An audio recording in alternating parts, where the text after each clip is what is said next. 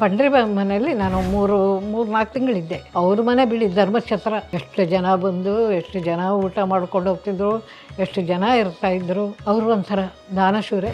ಇಷ್ಟು ಸುನೀಲ ಒಂದು 2-3 ಪಿಕ್ಚರ್ ಮಾಡೋರು ನನ್ನ ಮಗ ಅಂತ ಹೇಳ್ಕೊಳ್ಳಿಲ್ಲ. ಅವರಿಬ್ಬರು ತಮ್ಮ ಒಂದು ಸ್ವಂತಿಕೆಯಿಂದ ನಿಂತಿದ್ದಾರೆ ಹೊರತು ನಾವು ಇಂಥವ್ರ ಮಗಳು ಇಂಥವ್ರ ಮಗ ಅಂತ ಯಾವತ್ತೂ ಎಲ್ಲೂ ಹೇಳ್ಕೊಂಡಿಲ್ಲ ಅವರು. ಅದಕ್ಕೆ ಹೇಳಿದ್ದು ಬಯಸದೇ ಬಂದ ಭಾಗ್ಯಗಳೇ ನನಗೆ ಅಲ್ಲ. ನಾನು ಯಾವುದೂ ಬಯಸಿದ್ದಲ್ಲ. ಅದಾಗಬೇಕು, ಇದಾಗಬೇಕು, ಅದು ಮಾಡಬೇಕು, ಇದು ಮಾಡಬೇಕು, ಮನೆ ಮಾಡಬೇಕು, ಆಸ್ತಿ ಮಾಡಬೇಕು. ಸಂಗೀತ ಮತ್ತು ಗಾಯನದಿಂದ ಕೊನೆಗೂ ಏನನ್ನು ಪಡ್ಕೊಂಡ್ರು?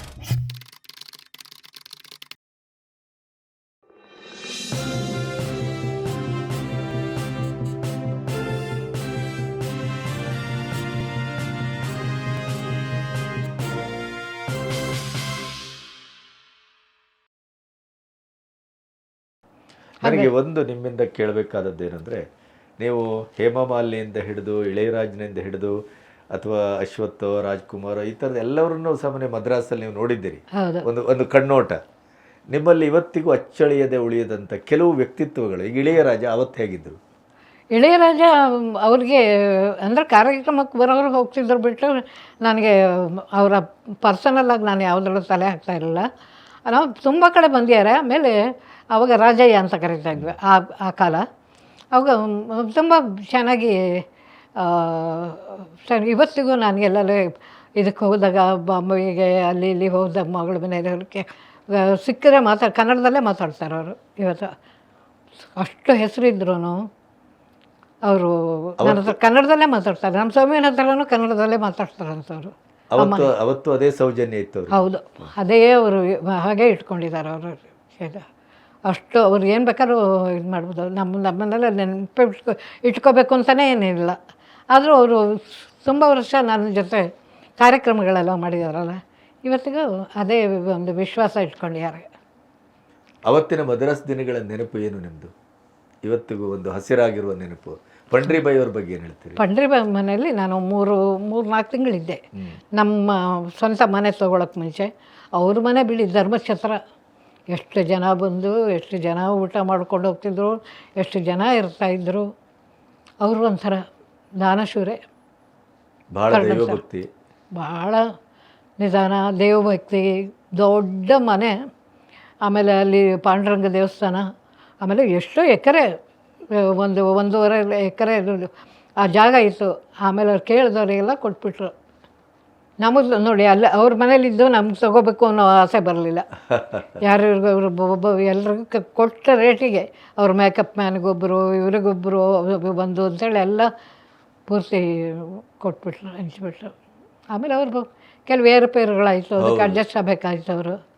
ಹಾಗಾಗಿ ನನಗೆ ಮದುವೆಯಾಗಿ ನಾನು ಬಂದ ಮೇಲೆ ಸ್ವಲ್ಪ ಟಚ್ ಕಡಿಮೆ ಆಗೋಯ್ತು. ನಾನು ಮದ್ರಾಸ ಬಿಟ್ಟು ಬಂದುಬಿಟ್ಟೆಲ್ಲ. ಆವಾಗ ಸಂಗೀತ ಮತ್ತು ಗಾಯನದಿಂದ ಕೊನೆಗೂ ಏನನ್ನು ಪಡ್ಕೊಂಡ್ರೆ ಹೀಗೆ ಜೀವನದಲ್ಲಿ? ಸಂಗೀತ ಮತ್ತು ಈ ಗಾಯನದ ಪ್ರಪಂಚ, ಈ ಹವ್ಯಾಸ ನನಗೆ ಯಾವ ಆಸೆನೂ ಇಲ್ಲ ಈಗ. ಹಂಗೆ ನೋಡಿದ್ರೆ ಅದು ಗಾಯನ ನನ್ನ ಹಾಸು ಹೊಕ್ಕಾಗಿ ಬಂದಿರೋದು. ಅದು ಅದರಲ್ಲಿ ಏನೋ ಇನ್ನು ಅಚೀವ್ ಮಾಡಬೇಕು ಅಂತ ಕಲಿಬೇಕು ಅಂತೀನಿ. ಈಗ ತುಂಬ ಜನ ಎಲ್ಲ ಹಾಡುಗಳು ಕಳಿಸ್ತಾ ಇದ್ದಾರೆ, ಕೇಳ್ತೀನಿ. ಎಲ್ಲ ಕೇಳಿ ಚೆನ್ನಾಗಿದ್ದರೆ ಅದಕ್ಕೆ ಕಮೆಂಟ್ ಮಾಡ್ತೀನಿ. ಅಷ್ಟರ ಮಟ್ಟಿಗೆ ನಾನು ಈಗ ಎಲ್ಲ ಪಳಗಿದ್ದೀನಿ. ಈಗ ಮೊಬೈಲ್ ಹ್ಯಾಂಡಲ್ ಮಾಡೋಕ್ಕೆಲ್ಲ ಕೆಲವು ನಮ್ಮ ಮಕ್ಕಳೇ ಬೇಡ ಅಂತಾರೆ. ಅಮ್ಮ ಈ ವಯಸ್ಸಲ್ಲಿ ತುಂಬ ಹಚ್ಕೊಳಕ್ಬೇಡಿ, ಇನ್ಸ್ಟಾಗ್ರಾಮ್ ಅದೆಲ್ಲ ಹೇಳ್ಕೊಡ್ರು ಅಂತಂದರೆ ಎಲ್ಲ ಹೇಳ್ಕೊಡ್ತಿದ್ದಾರೆ. ಅದು ಅವೆಲ್ಲ ತಲೆ ಬೇಯಿಸಿ ಮಾಡ್ಕೊಬೇಡಿ, ಆರಾಮಾಗಿ ನೀವು ಮದುವೆ ಅಂತ ಮಕ್ಕಳು ಇವಾಗ ಹೇಳ್ತಾರೆ. ಸುಮ್ಮನೆ ನಾನು ತುಂಬ ಹಚ್ಕೊಳಕ್ಕೆ ಹೋಗಲ್ಲ, ಜನನೂ ಹಚ್ಕೊಳಕ್ಕೆ ಹೋಗಲ್ಲ, ಯಾವ ವ್ಯವಹಾರನೂ ಹಚ್ಕೊಳಕ್ಕೆ ಹೋಗಲ್ಲ. ಈಗ ಒಳ್ಳೆ ಸೊಸೆ ಸಿಕ್ಕಿರೋದ್ರಿಂದ ಎಲ್ಲ ಮಗನಿಗೆ ಸೊಸೆಗೆ ಬಿಟ್ಬಿಟ್ಟಿದ್ದೀನಿ. ನಾನೇನಿಲ್ಲ, ಕೇಳಿದ್ರೆ ಸಜೆಷನ್ಸ್ ಎಲ್ಲ ಕೊಡ್ತೀನಿ. ಅವ್ರು ಮಾಡೋದೇನಾದ್ರು ಸರಿ ಇಲ್ಲ ಅಂದರೆ ತಿದ್ಬೋದು, ಹಿಂಗೆ ಮಾಡಿದ್ರೆ ಅಂದರೆ ಅದಕ್ಕೆ ಸಮಜಾಯಿಷಿ ಹೇಳ್ತಾರೆ. ಸುನೀಲ ತುಂಬ ಒಂಥರ ಮಾಡ್ತಾರೆ ಈಗ, ಭಾಳ ಮೆಚ್ಯೂರ್ಡ್ ಅವನು.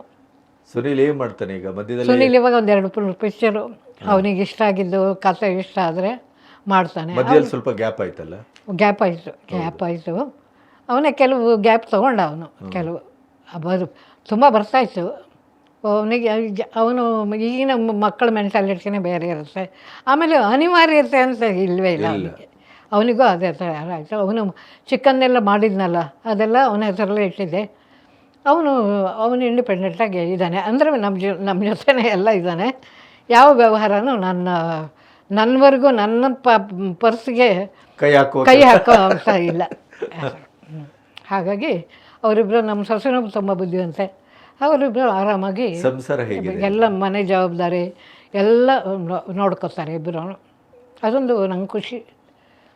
ಮಗಳನ್ನು ಚೆನ್ನಾಗಿ ನೋಡ್ತಾರೆ. ಮಗಳು ಬಂದು ಹೋಗ್ತಾಳೆ. ಸೌಮ್ಯ 2 ತಿಂಗಳು 3 ತಿಂಗಳಿಗೆ ಒಂದ್ಸಲ ಬಂದು 2 ದಿನ 3 ದಿನ ಇರ್ತಾಳೆ, ಹೋಗ್ತಾಳೆ. ಅಮ್ಮನ ನೋಡಬೇಕಲ್ಲ. ಆಮೇಲೆ ಮಗು ಬೇರೆ ಅಟ್ರಾಕ್ಷನ್ ಇದೆಯಲ್ಲ ಈಗ ಸುನೀಲನ ಮಗ.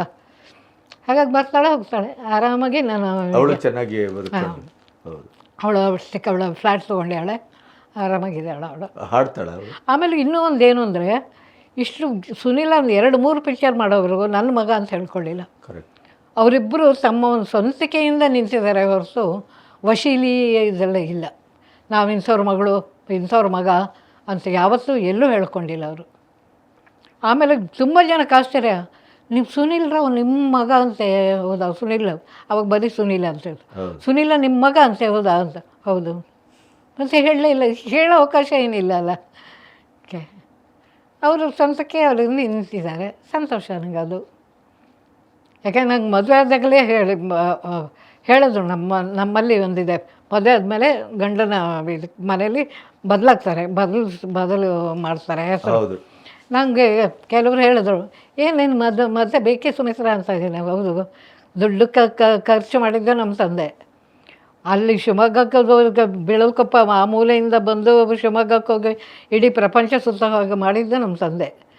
ಅಲ್ಲಿ ಅದು ಅವ್ರ ಹೆಸರು ಯಾಕೆ ನಾನು ತೆಗಿಬೇಕು? ಮದ್ರಾಸಲ್ಲಿ ಮನೆ ಮಾಡಿಕೊಂಡು ಅಡುಗೆಯವ್ರನ್ನಿಟ್ಟು ಎಲ್ಲ ಮಾಡಿದ್ದವರು. ಬೆಳವಕೊಪ್ಪ ಪಟೇಲ್ ಕೃಷ್ಣಯ್ಯನ, BK ಸುಮಿತ್ರ, ಕೃಷ್ಣಯ್ಯನವ್ರ ಮಗಳು ಸುಮಿತ್ರ. ಅವ್ರ ಮಕ್ಕಳವ್ರ ಹೆಸರಿರಲಿ, ಸುನೀಲ್ ರಾವ್ ಅವ್ರದ್ದು ಇಟ್ಕೊಂಡಿದ್ದಾನೆ, ಸೌಮ್ಯ ರಾವ್ ಇಟ್ಕೊಂಡ್ಯಾಳೆ. ಆಗಲಿ, ಅವ್ರ ಅಪ್ಪನಿಗೆ ಅವ್ರದ್ದು ಹೆಸರು, ನಮ್ಮ ಅಪ್ಪನಿಗೆ ನಾನು. ಹಾಗೆ ನಿಮ್ಮ ಯಜಮಾನರು ನಿಮ್ಮ ಜೀವನದ ಈ ಬೆಳವಣಿಗೆಯಲ್ಲಿ ಎಷ್ಟು ಕೊಡುಗೆ? ಅವರು ರಿಸರ್ವ್ ಬ್ಯಾಂಕಲ್ಲಿದ್ದರು. ಅವ್ರಿಗೆ ನನ್ನ ಜೊತೆ ಹಾಡ್ತಾಯಿದ್ರು. ರಿಸರ್ವ್ ಬ್ಯಾಂಕಲ್ಲಿ ಒಂದು ಆರ್ಕೆಸ್ಟ್ರಾ ಇತ್ತು ಅವಾಗ, ಅದರಲ್ಲಿ ಹಾಡ್ತಾಯಿದ್ರು. ಅದೇ ಅವ್ರಿಗೆ ಬೆಂಗಳೂರು ಮುಖೇಶ್ ಅಂತ ಹೆಸರಿತ್ತು. ಚೆನ್ನಾಗಿ ಹಾಡೋರು, ವಾಯ್ಸ್ ತುಂಬ ಚೆನ್ನಾಗಿತ್ತು. ಅವರು ಅಷ್ಟಕ್ಕೆ ಸೀಮಿತ ಮಾಡ್ಕೊಂಡ್ಬಿಟ್ರು. ಕಾರ್ಯಕ್ರಮ, ಬ್ಯಾಂಕು ಇದೆಲ್ಲ. ನನ್ನ ಜೊತೆ ನಾವು 2 ಸಲ ಅಮೆರಿಕ ಹೋಗಿ ಬಂದಿದ್ವಿ ಕಾರ್ಯಕ್ರಮಗಳಿಗೆ. ಆವಾಗೆಲ್ಲ ಮೈನಸ್ ಟ್ರ್ಯಾಕ್ ಎಲ್ಲ ಹೇಳ್ತಾರಲ್ಲ ಇವಾಗ, ವಿತೌಟ್ ವಾಯ್ಸ್ ಅದೆಲ್ಲ ಇರಲಿಲ್ಲ. 6 ಜನ ನಾವು ಒಟ್ಟಿಗೆ ಹೋಗಿದ್ವಿ. ಒಟ್ಟಿಗೆ ಹೋಗಿ ಸೌಮ್ಯ ಇದ್ಲು, ಸಬಲ, ಗೋಪಿ ಹಾಡೋಕ್ಕೆ ನನ್ನ ಜೊತೆಗೆ, ಆಮೇಲೆ BV ಶ್ರೀನಿವಾಸು, ಸುಧಾಕರ್, ನಾವು 6 ಜನ ಹೋಗಿದ್ವಿ. 3 ತಿಂಗಳಿದ್ದು ಬಂದ್ವಿ 2 ಸಲ. ಆಮೇಲೆ ಮತ್ತೆ ನಾನೊಬ್ಬಳೆ 2 ಸಲ ಹೋಗಿ ಬಂದೆ. ಯಾವ ದೇಶಕ್ಕೆಲ್ಲ ಹೋಗಿದ್ದೆ ನೀವು? ಅಲ್ಲಿ ಶಿಬಿರಗಳು ಮಾಡಿದೆ. ಅವಾಗ ಅವ್ರ ಹತ್ರ ಹಾಡಿಸ್ದೆ. ಕೆಲವು ಚಿತ್ರಗಳಿದೆ. ಅದು ಅಲ್ಲಿ 3 ತಿಂಗಳು. ನಾಳೆ ಮುಗೀತು ನಮ್ಮ ವೇಷ ಅಂದ್ರೆ ಇವತ್ತು ಬಂದ್ವಿ.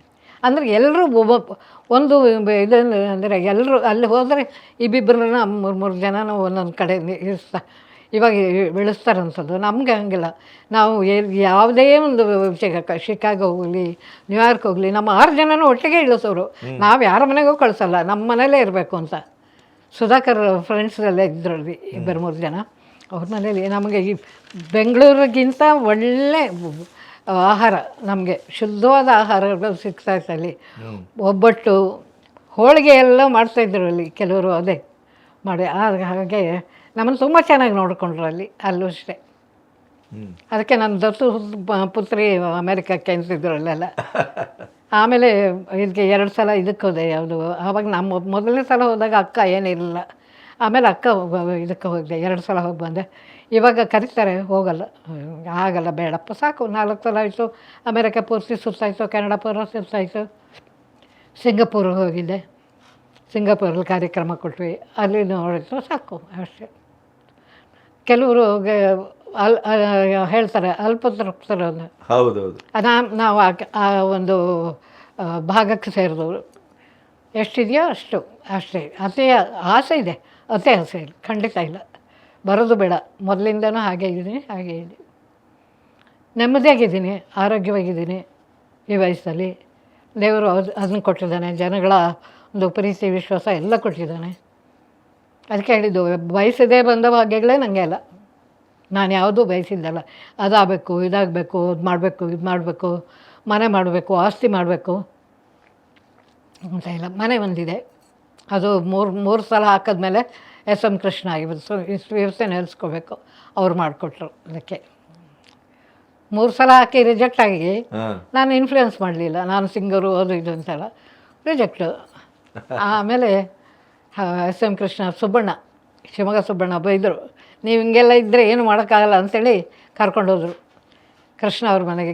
SM ಕೃಷ್ಣನ ಹೆಂಡತಿ ನನ್ನ ಕಾಲೇಜ್ ಮೇಟು ಪ್ರೇಮ. ನನ್ನ BSc, ಅವ್ರು BA.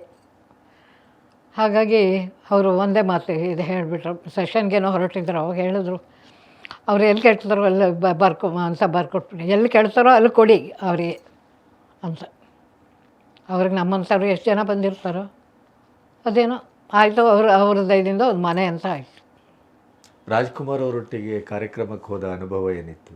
ಹಾಂ, ರಾಜ್ಕುಮಾರ್ ಮತ್ತು ಪಾರ್ವತಮ್ಮ ರಾಜ್ಕುಮಾರ್ ಅವರ ಆ ಕಾರ್ಯಕ್ರಮ ಮತ್ತು ಅದರ ಅನುಭವ ಸ್ವಲ್ಪ ವಿವರಿಸಿ. ಹೌದು, ಅವರ ಕಾರ್ಯಕ್ರಮಗಳು ಒಂದು 17-18 ಕಾರ್ಯಕ್ರಮ ಕೊಟ್ಟಿದ್ದೀನಿ. ಬೇರೆ ಎಲ್ಲ ಸ್ವಲ್ಪ ಬಾಗಲಕೋಟೆ ಆ ಕಡೆ ಎಲ್ಲ ಜಾಸ್ತಿ. ಅದು ಅವ್ರ ಕಾರಲ್ಲೇ ನಾನು ಕರ್ಕೊಂಡು ಹೋಗ್ತಾಯಿದ್ರು. ಸುನೀಲ ಮಗು ಚಿಕ್ಕ 3 ತಿಂಗಳು 4 ತಿಂಗಳು. ಅವ್ರ ತಾಯಿ ರಾಜ್ಕುಮಾರ್ ಅವ್ರ ತಾಯಿ ಪಾರ್ವತಮ್ಮ, ನಾನು, ಇಷ್ಟು ಜನ ರಾಜ್ಕುಮಾರ್ ಒಂದು ಕಾರಲ್ಲಿ ಕರ್ಕೊಂಡು ಹೋಗೋರು. ಅವ್ರು ಬಿಡಿ, ಅವರಿಂದ ಕಲಿಯೋದು ತುಂಬ ಇದೆ. ಜನಗಳು ಯಾರೋ ರಸ್ತೆಯಲ್ಲಿ ರೈತರು ಅವ್ರ ಪಾಡಿಗೆ ಅವರು ಇದ್ದರೆ ನಮಸ್ಕಾರ ಅದು ಮಾಡಿದ್ರೆ ಮಳೆ ಬೆಳೆ ಹೇಗಾಯ್ತು ಅದನ್ನ ಕಟ್ಕೊಂಡು ಇವ್ರಿಗೆ ಏನಾಗಬೇಕು? ಅವ್ರಿಗೆ ಮಳೆನಾರು ಬರಲಿ, ಆದರೆ ಅವ್ರು ನೋಡಿ ಅವರಿಗೆ ಆ ಒಂದು ಗೌರವ ಯಾಕೆ ಕೊಡ್ತಿದ್ದಾರೆ ಅಂದರೆ ಇದಕ್ಕೆ. ಮಳೆ ಆಯಿತಾ, ಬೆಳೆ ಆಯಿತಾ, ಹೇಗಿದೆ, ಪರವಾಗಿಲ್ವಾ ಅಂತೆಲ್ಲ ಕೇಳ್ತಾ ಇದ್ದಾರೆ. ಅವ್ರಿಗೆ ಅವಶ್ಯಕತೆ ಇರಲಿಲ್ಲ, ಅದು ಜನಗಳ ಬಳಕೆ ಆಗಿತ್ತು. ಅದು ನಮಗೆ ಒಂದು ಸ್ಫೂರ್ತಿ ಬಂತು. ಈಗ ಹೆಸರು ಬಂದ ತಕ್ಷಣ ಏರೋದು ಹೌದು ಈ ಥರ. ಅದಕ್ಕೆ ನಾನು ಯಾರೂ ತುಂಬ ಹಚ್ಕೊಳಕ್ಕೆ ಹೋಗಲ್ಲ, ತಪಕ್ಕಂತ ಬೀಳಿಸ್ಕೋ ಹೋಗಲ್ಲ. ನಂದು ಒಂಥರ ಅದಕ್ಕೆ ಮೊದಲೇ ಹೇಳಿದ್ದೆ ನಾನು, ಅಲ್ಪತೃಪ್ತರಲ್ಲಿ ನಾವು ಒಂದು ಹಾಗೆ. ಅದು ಸ್ವಾಭಿಮಾನ ಅಂತನೋ ಅಥವಾ ಒಂದು ಗರ್ವ ಅಂತನೋ ಅಂದ್ಕೋಬಾರ್ದು. ಏನೋ ನಮಗೆ ಅಭ್ಯಾಸ ಇಲ್ಲ ಅದು. ರಾಜ್ಕುಮಾರ್ ಅವರೊಟ್ಟಿಗೆ ಆ ಕಾರ್ಯಕ್ರಮದ ಅನುಭವ ಹೇಗೆ? ಹೌದು, ಎಲ್ಲ ಹೇಗಿರ್ತಿತ್ತು ಆ ಕಾರ್ಯಕ್ರಮದ ಅನುಭವ? ಕಾರ್ಯಕ್ರಮ ತುಂಬ ಜನ ರಾಜ್ಕುಮಾರ್ ಅಂದಮೇಲೆ ಕೇಳಬೇಕಲ್ಲ ಅವಾಗ ಅವರು. ಆಮೇಲೆ ಅವರು ಇದರಿಂದ ಒಂದು ವೀರಪ್ಪನ ಮೇಲೆ ಬಂದು ಒಂದು ದೊಡ್ಡ ಫಂಕ್ಷನ್ ಮಾಡಿದ್ರು ಇಲ್ಲಿ ನ್ಯಾಷನಲ್ ಕಾಲೇಜು ಗ್ರೌಂಡಲ್ಲಿ. ಅದಕ್ಕೆ ನೋಡಿ ನೆನಪು ಮಾಡಿ ನನ್ನನ್ನು ಕರೆಸಿ ನಿಂಬಿ ಹಾಡಿ ಅಂಥೇಳಿ ಹಾಡಿಸಿದ್ದಾರೆ ಅವರು. ಹಾಗಾಗಿ ಅವ್ರು ಗ್ರೇಟ್ ಬಿಡಿ. ಅವರ ಗಾಯನದ ಬಗ್ಗೆ ಏನು ಹೇಳ್ತೀರಿ ನೀವು? ಅವರ ಗಾಯನದ ಬಗ್ಗೆ ಏನು ಹೇಳ್ತೀರಿ? ಅವರ ಆ್ಯಕ್ಟಿಂಗು ಎಷ್ಟು ಇದಿದೆಯೋ ಗಾಯನವೂ ಅಷ್ಟೇ. ಅವರು ಸಂಗೀತ ಕಲ್ತಿದ್ದಲ್ಲ, ನಾಟಕದಲ್ಲಿದ್ದರು. ಅದು ಎಷ್ಟು ಚೆನ್ನಾಗಿ ಅವರು ಹಾಡಿದ ಹೊರಡೆಲ್ಲ ಬಂತಲ್ಲ ಅವರಿಗೆ. ಎಂತೆಂಥ ಹಾಡುಗಳೆಲ್ಲ ಹಾಡಿದ್ದಾರೆ ಅವರು. ಒಂಥರ ಜೀನಿಯಸ್ ಅವರು.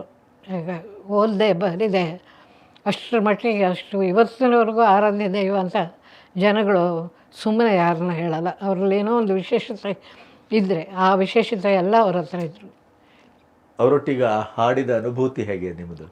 ಅಲ್ಲ, ತುಂಬ ಚೆನ್ನಾಗಿತ್ತು. ತುಂಬ ಆಮೇಲೆ ನನಗೆ ತುಂಬ ಗೌರವ ಕೊಡೋರು. ಅಭಿಮಾನ ಬೇರೆ, ಗೌರವ ಕೊಡೋರು ಪಾಪ. ಏನು ಬನ್ನಿ ಸುಮಿತ್ರಾ ಅವರೇ ಹೇಗೆ ಹೇಳ್ತಾಯಿದ್ರು, ಇರಲಿಲ್ಲ. ಹಾಗಾಗಿ ಅವರು ತುಂಬ ಈಗಿನ ಮಕ್ಕಳಿಗೆ ಒಂದು ದಾರಿ ದೀಪ ತೋರಿಸಿ ಹೆಜ್ಜೆ ಹೀಗೆ ಇಡಬೇಕು ಅಂತ. ಅದು ತಗೊಳ್ಳೋದು ಬಿಡೋದು ಇವ್ರನ್ನಲ್ವ ಅಷ್ಟೇ.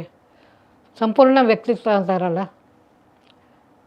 ಅದರಲ್ಲಿ 90 ಭಾಗ ಅವರದ್ದೇ ಇದೆ. ಪಾರ್ವತಮ್ಮನ ಬಗ್ಗೆ ಹೇಗೆ ಏನು ಹೇಳ್ತೀರಿ? ಪಾರ್ವತಮ್ಮನವರು ಎಲ್ಲರೂ ಅವರು ಅಷ್ಟೇ, ಅವರು ತುಂಬ ಚೆನ್ನಾಗಿ ಮಾಡ್ತಾರೆ. ಅವ್ರು ಹೋದಾಗಲೂ ಹೋಗಿದ್ದೆ ನಾನು ನೋಡ್ಕೊಂಬರೋಕ್ಕೆ. ನಾನು ತುಂಬ ಯಾರು ಎಲ್ಲ ನನಗೆ ತುಂಬ ಪರಿಚಯ. ಎಲ್ಲರೂ ಯಾರು ಶಿಬಿರಕ್ಕೆ ಹೋಗಿದ್ದೀನಲ್ಲ, ಅದನ್ನು ಕಾಂಟ್ಯಾಕ್ಟ್ ಯಾರ್ದು ಇಟ್ಕೊಳ್ಳಲ್ಲ. ಕಾಂಟ್ಯಾಕ್ಟ್ ಯಾವ್ದು ಇಟ್ಕೊಂಡ್ರೆ ಏನಾಗುತ್ತೆ ನೋಡಿ ಆ ವಶೀಲಿ ಅವರ ಅವಕಾಶ ಕೇಳ್ಕೊಂಬಂದರು ಅಂತ ಏಕೆ ನಾನು ಅದಕ್ಕೆ ಅಲ್ಲಲ್ಲಿಗೆ ವಿಶ್ವಾಸ ಇರುತ್ತೆ, ಪ್ರೀತಿ ಇರುತ್ತೆ. ಹೊರತು ನಾವು ಮನೆಗೆ ಹೋಗೋದು ಅವ್ರಿಗೆ ಇದೆಲ್ಲ ಇಲ್ಲ. ಕೊನೆವರೆಗೂ ನಾನಿರೋವರೆಗೂ ಹಾಗೆ ಇರುತ್ತೆ. ನಮ್ಮ ಮಕ್ಳಿಗೂ ಅದೇ ಬಂದಿದೆ.